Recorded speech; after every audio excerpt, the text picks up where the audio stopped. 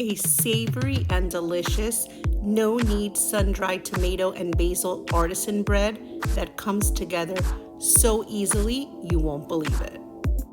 Sally, that girl, in the kitchen.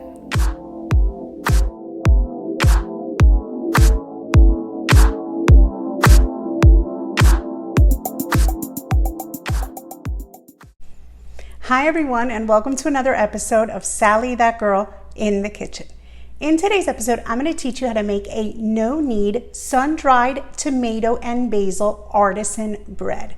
Does that not sound crazy good? Well, trust me, it is. So if you've watched any of my bread videos before, you'll know I am a huge fan of no-knead bread. It's just an easy way to make homemade bread. Comes together super quickly. You just mix it all up, let it sit on your counter, and the result is spectacular. So this bread is no different. You're gonna see how easy it is, but what's special about this bread is I'm going to be adding those sun-dried tomatoes and tons of basil, and it's going to result in the most fragrant and savory bread you've ever had.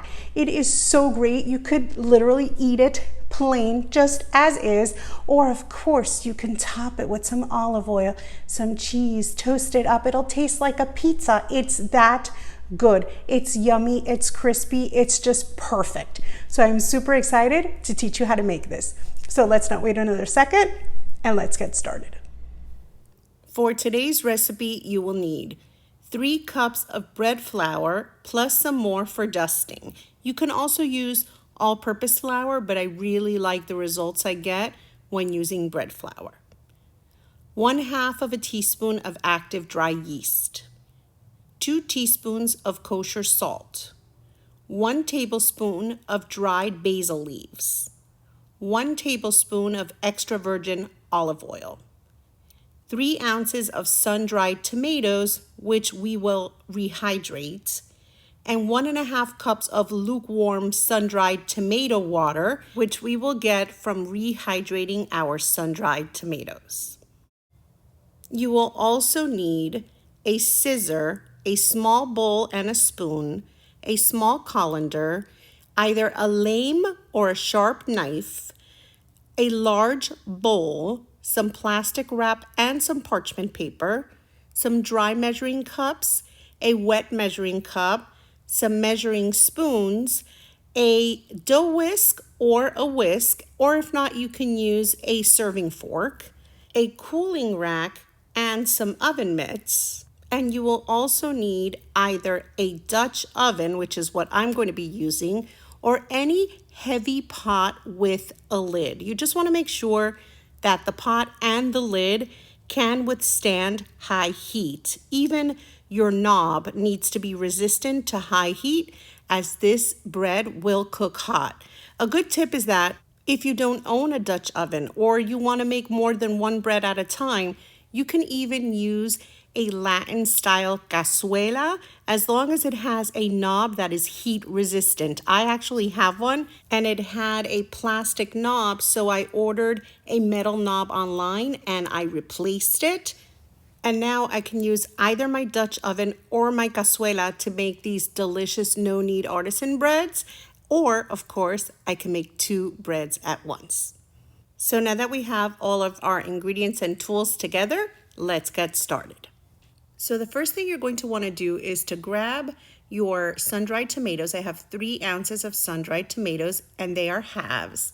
And then you're going to grab a small bowl, and you want it microwave safe because you're going to fill it with water. You're going to warm it up in the microwave. You want it warm because what we're going to do is we're going to add our sun-dried tomatoes in small pieces into this water because we are going to rehydrate these tomatoes a bit. We want to plump them up just a little bit, and then of course we are going to make this water nice and tomatoey, if that's a word. So we're not going to discard the water after we let our tomatoes soak in it because we're going to use that water when we make our bread. So now I cut up all 3 ounces and I'm just going to mix this up just a little bit, and you can see already that that warm water is transforming and it's getting a little bit of a different color to it. that's going to be perfect. It's going to color our bread. It's just going to make it more flavorful and give it a little bit of a darker tone. And it's just absolutely perfect. So we want to set that aside, and then we're going to add our 3 cups of bread flour into a large bowl. And you make sure to form a mound because you want to add your 1/2 teaspoon of active dry yeast at the top of that mound. Then you're going to add 2 teaspoons of kosher salt, but you're going to add that at the perimeter. You're going to add it around the mound, not in direct contact with the yeast. And then you're going to add a whole tablespoonful of dried basil. This is going to really flavor our delicious bread. And then we're going to add a tablespoon of extra virgin olive oil. I really want those Italian flavors in this bread. It's going to be delicious. So now what you're going to do is bring over a measuring cup and a small colander, and you're going to pour the liquid out from those sun-dried tomatoes, which have now become somewhat plump, just a little softer and somewhat rehydrated. And then we're going to separate the tomatoes, and we're going to keep that water because, as I said earlier, we're going to use that as our water for our bread. Now, what I like to do is come in with my now plump sun-dried tomatoes, and I continue to add to the perimeter of the mound, and I want to make sure to get all of those in. This bread is going to be completely filled with yummy sun-dried tomato. And then I want to see how much water I have. So I need 1.5 cups, and I'm just a little shy. So what I'm going to do is I'm going to add a little bit more, then I'm going to put this back in the microwave because I want this warm. I want to put it in for about maybe 30 to 40 seconds, depending on your microwave. Not super hot, but you want 1.5 cups and you want it lukewarm. So definitely warm it up just a touch because it's been sitting on your counter and it's cooled down. And then I add it once again to the perimeter of the mound. But then I'm going to grab my dough whisk or a regular whisk or even a serving fork, and I'm going to gently incorporate the ingredients. I start from the outside and then I just bring everything together. And then this is the magic of no-knead bread.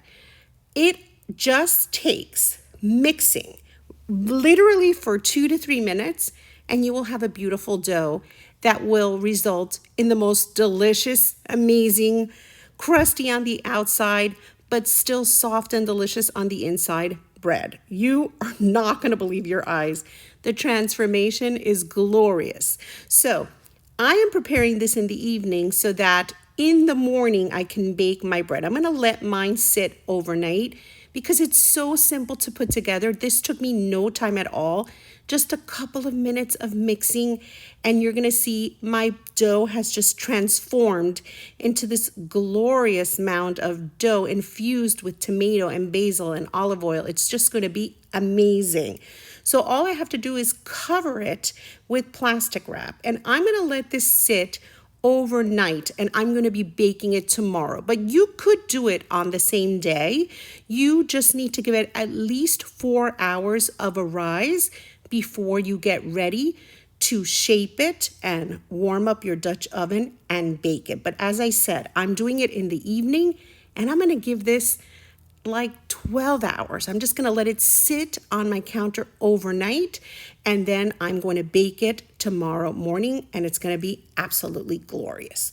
So the next day, I grab my cold oven and I grab my Dutch oven and I place it on a center rack in my oven, and then I'm going to turn the oven on with a covered Dutch oven empty, and I'm going to set my temperature to 450 degrees.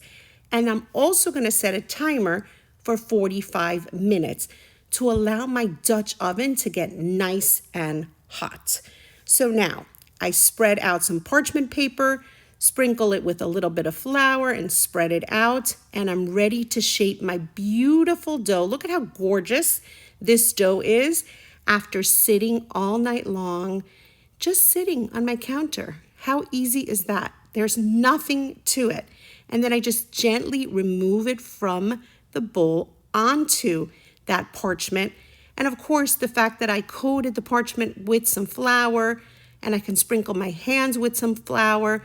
That will help me shape my bread very gently. All I'm going to do is kind of fold it over onto itself and then just flip it over so the seam is facing the bottom. And I have a beautiful bowl, a beautiful classic round, gorgeous shape. You can make this oblong, you can make it round, you can shape it however you want. And then just sprinkle it with a little more flour.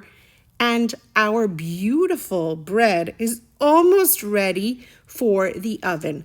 All we're gonna do is cover it with that same plastic wrap we used on our bowl and just let it sit on our counter, waiting for our Dutch oven to warm up and be ready. It's gonna get steamy and hot when we put this dough in it, and it's gonna be the most beautiful crusty bread and super savory, filled from end to end with those tomatoes and that basil. The flavor is spectacular.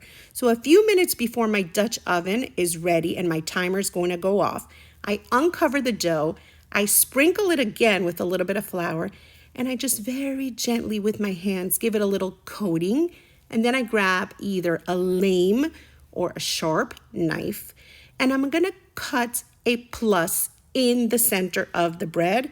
That way, when it bakes, it's gonna open beautifully and create a gorgeous lip. It's gonna be perfect, and it's gonna look like it came out of a fancy bake shop. So now, my Dutch oven is hot, the timer has gone off, and carefully with my oven mitts, I'm gonna bring it out and I'm going to uncover it. Now, what I'm gonna do is I'm gonna use the parchment paper and I'm going to gently and carefully, without touching the Dutch oven, because it's piping hot, put my bread into the Dutch oven with parchment and all, replace my lid, don't forget to put your mitts back on, and then stick this into that hot oven to begin the baking process. So what we're gonna do is we're gonna set a 30-minute timer to begin baking with the lid covered. Steam is forming, it's gonna get crispy on the outside. So after 30 minutes, we're gonna remove the lid. And yes, we got to give that steam a second because the camera got all foggy. It's absolutely gorgeous. And then we're going to put it back into the oven again on that center rack, and we're going to bake it for 7 more minutes, but this time uncovered. And after those 7 minutes, we're going to pull it out and look at how absolutely gorgeous it looks. That plus that we cut in the center allowed our bread to expand beautifully, and we have that crusty lip that has formed, and you can see the glorious pieces of sun-dried tomato throughout. So then what I've done is I've used the parchment paper itself very carefully because the Dutch oven is hot, and I've removed my bread from the Dutch oven and placed it on a cooling rack to allow it to cool. This bread smells incredible. It's almost got a pizza smell to it because it's got those sun-dried tomatoes, that basil, the olive oil. It is remarkably delicious and it smells incredible. And fresh bread, how can you go wrong? So I'm gonna let it cool for at least 40 minutes, maybe even an hour, because I don't want to flatten my bread when I cut it. Resist the temptation to cut into it too soon, or you're just gonna squish those beautiful air pockets that have formed on the inside of your bread. Now, once you've waited and it's cool enough, then you can take it off your cooling rack and place it onto a cutting board. I love to serve it with some burrata, and I just put a few sun-dried tomatoes on my board to tell people what to expect on the inside. But let's listen to the crunch.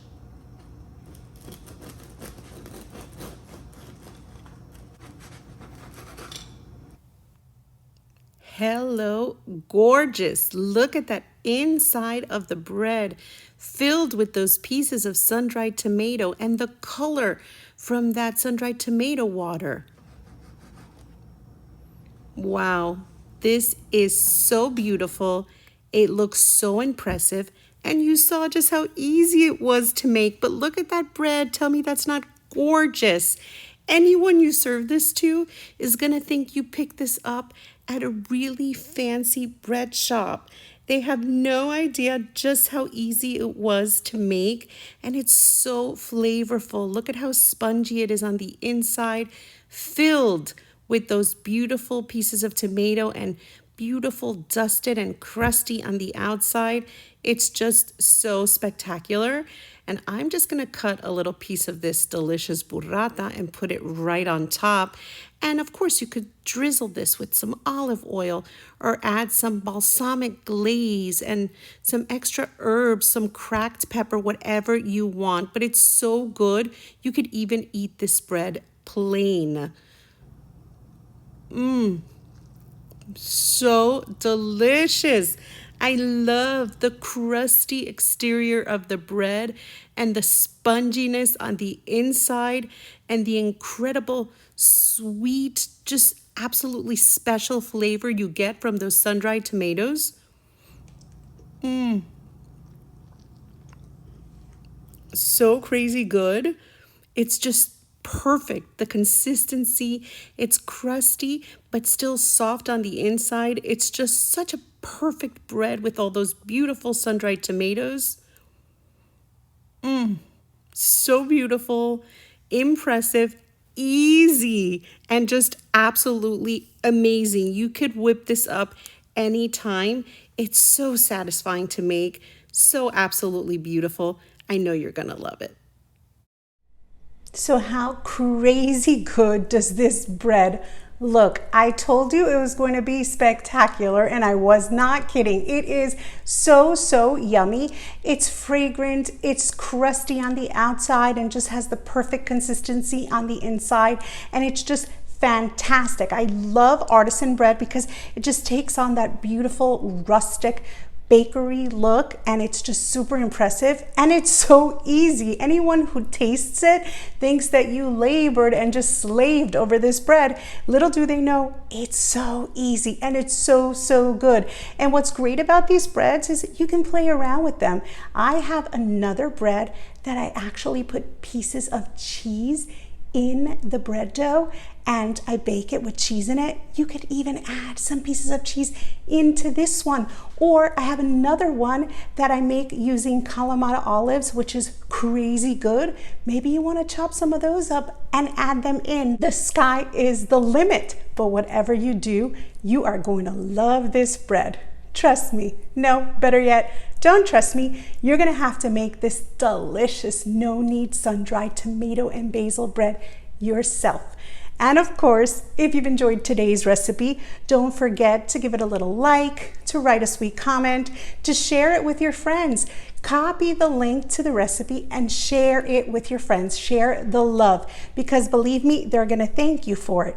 And of course, if you're not already following me here, if you haven't subscribed to Sally That Girl in the Kitchen here on YouTube, be sure to subscribe and to touch that little notification bell so that you get notified every time I put up a new recipe, because I'm constantly putting new things up and I'm sure you're going to enjoy them. And of course, there's so many recipes already up. You can have fun exploring. Just visit Sally That Girl in the Kitchen here on YouTube and just explore, whether it be under the videos tab, under the playlist tab. You're gonna find so many videos. And you're even gonna find some 60-second versions of a lot of these videos. And it just kind of gives you a little help when you are preparing the recipe. If you need to refer back real quick and see, wait a minute, what am I gonna need? What am I gonna do? You can refer back there. And of course, you can always refer back to the full length video and I will walk you step by step and you will have amazing results. And of course, if you're not following me on social media, be sure to follow Sally That Girl in the Kitchen on Facebook, Instagram, and on Pinterest. And you can find me as Sally That Girl FL on Twitter, Snapchat, and on TikTok. You could always reach me through my social media pages. If you have a question, you can pop me a little message through my Facebook or my Instagram pages, and I will always get back to you. So any questions you may have, you can always write to me there. So thank you so much for watching. I hope you enjoyed today's recipe, and I'll see you next time. Sally That Girl in the Kitchen.